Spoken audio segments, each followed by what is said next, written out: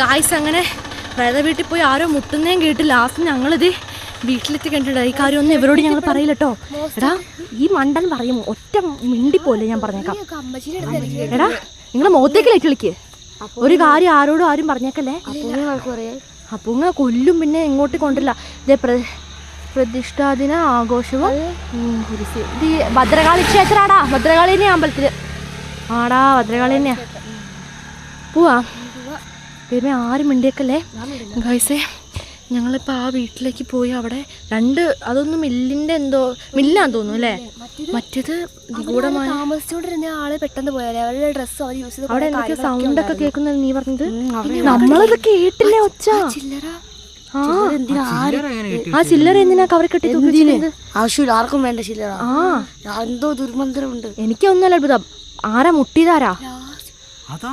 നമ്മളെല്ലാം ഡോറിന്റെ അടുത്തും നമ്മൾ ആരും ഡോറിന്റെ അടുത്തൊന്നുമല്ല. അതന്നെ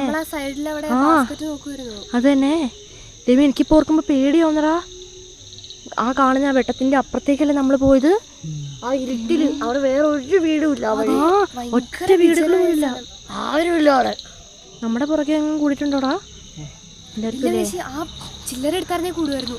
അത് തന്നെ. ഇനിയിപ്പോ ആരും ഒന്നും പറയാൻ നിൽക്കണ്ട. ആരും ഒന്നും പറയണ്ട. എടാ അങ്ങോട്ടേക്ക് വേറെ ആരുടെയും വീടൊന്നും ഇല്ലല്ലോടാ. അതെന്താ?